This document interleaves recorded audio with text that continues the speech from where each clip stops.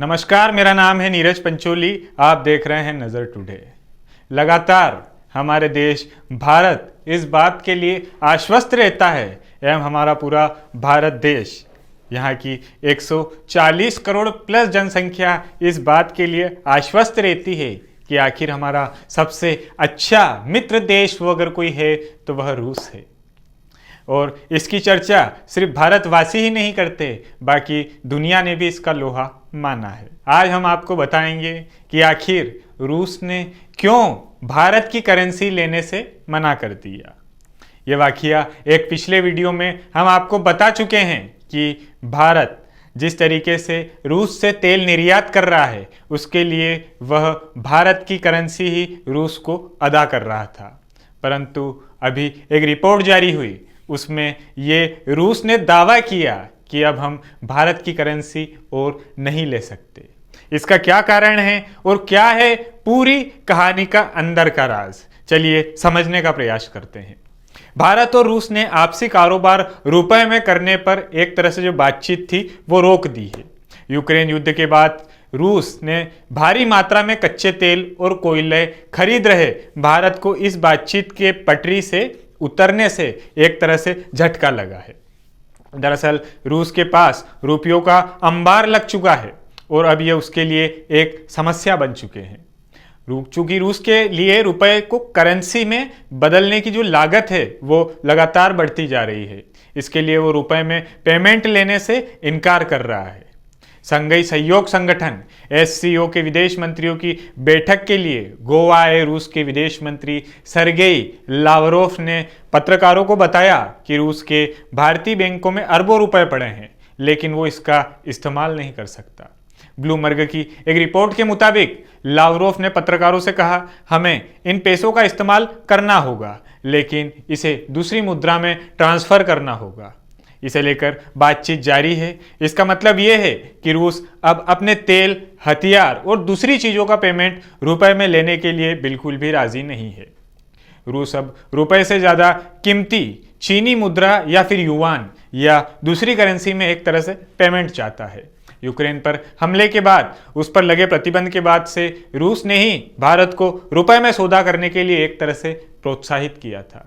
America ने उस समय रूसी बैंकों पर प्रतिबंध लगा दिया था, चूंकि स्विफ्ट मैनेजमेंट सिस्टम से रूसी बैंकों को बाहर कर दिया गया था।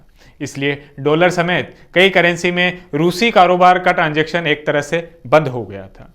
अमेरिकी, यूरोपीय संघ समेत पश्चिमी देशों की ओर से भी रूसी तेल और गैस पर प्रतिबंध के बाद रूस को अपने तेल के ग्राहकों की तलाश थी। भारत ने भी अपनी ऊर्जा और सुरक्षा के लिए रूस के तेल की खरीद बढ़ा दी। चूंकि रूस का सस्ता तेल देना और भारत का इस हेतु आकर्षित होना, इसलिए भारत ने अपना आयात बढ़ाना शुरू कर दिया था। इस तेल में पेमेंट चूंकि रुपए में करना था, इसलिए उसके लिए खरीद बढ़ाने का सबसे अच्छा ये मौका था। लेकिन भारत के बढ़ते व्यापार घाटे की वजह से रुपए में जो कमजोरी आई है, इसकी किसी दूसरी करेंसी में कन्वर्जन की लागत जो है वो लगातार बढ़ती जा रही है। लिहाजा रूस अब भारतीय रुपए में पेमेंट लेने से एक तरह से हिचकिचा रहा है। भारत की ओर से रूसी हथियार, तेल, कोयला और दूसरी चीज़ें का जो आयात है वो बढ़ने से रूस का ट्रेड सरप्लस बढ़ गया है और उसके पास 40 अरब डॉलर के बराबर रुपया जमा हो गया है। इस रुपए को दूसरी करेंसी में बदलना उसके लिए काफ़ी महंगा हो रहा है। लिहाजा अब वो और ज़्यादा रुपया जमा नहीं करना चाहता। अब भारत को यह पेमेंट युआन या फिर किसी दूसरी करेंसी में करना होगा जो उसके लिए महंगा साबित होगा। भारत का रुपया पूर्ण परिवर्तनीय नहीं है। इसके साथ ही अंतर्राष्ट्रीय निर्यात को भी इसकी हिस्सेदारी सिर्फ 2% है। भारतीय अर्थव्यवस्था के कमजोर इन पहलुओं की वजह से ही दूसरे देशों के लिए रुपए का रिजर्व फायदेमंद नहीं है।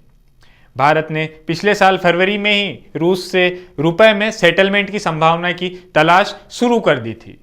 ऐसा रूसी प्रोत्साहन के बाद हुआ था, लेकिन अभी तक रुपए में कोई सेटलमेंट नहीं हुआ है और अब लावारोव के बयान ने इन उम्मीदों को और धूमिल कर दिया है। न्यूज एजेंसी रॉयटर्स के एक सूत्र के हवाले से बताया गया है कि रूस रुपए में सेटलमेंट को बढ़ावा नहीं देना चाहता। भारत ने रुपए में सेटलमेंट के लिए काफ़ी कोशिश की, लेकिन यह कामयाब नहीं हो पाया।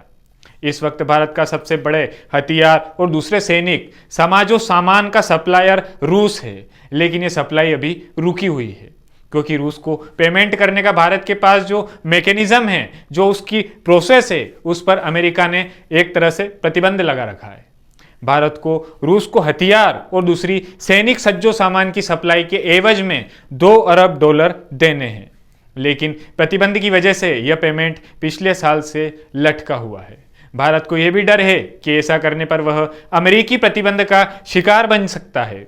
दूसरी ओर रूस रुपए में पेमेंट लेने को फिलहाल तैयार नहीं है। भारतीय रिजर्व बैंकों ने रूसी बैंकों में वेस्त्रो अकाउंट खोले हैं ताकि रुपए में पेमेंट करके तेल खरीदा जा सके। समस्या यह है कि भारत की ओर से तेल खरीद में तेजी के बाद रुपए के पास रुपयों का अंबार लग जा रहा है एवं रूस इसके लिए कतई तैयार नहीं है। रुपए में सेटलमेंट से जुड़ी समस्याओं को देखते हुए अब वो इस पेमेंट को आगे नहीं लेना चाहता। रूस को भारत से रुपए में पेमेंट लेने से इनकार करना और भी बड़ा सिरदर्द इसलिए हो सकता है क्योंकि यूक्रेन पर हमले के बाद रूस से भारत का आयात लगभग $10.6 अरब से बढ़कर $51.3 अरब के मूल्य के बराबर पहुंच चुका है, लगभग आधा। वहीं निर्यात $3.61 अरब से थोड़ा घटकर $3.43 अरब के मूल्य के बराबर हो गया है। स्पष्ट है कि भारत की काफी ज्यादा पेमेंट करना है।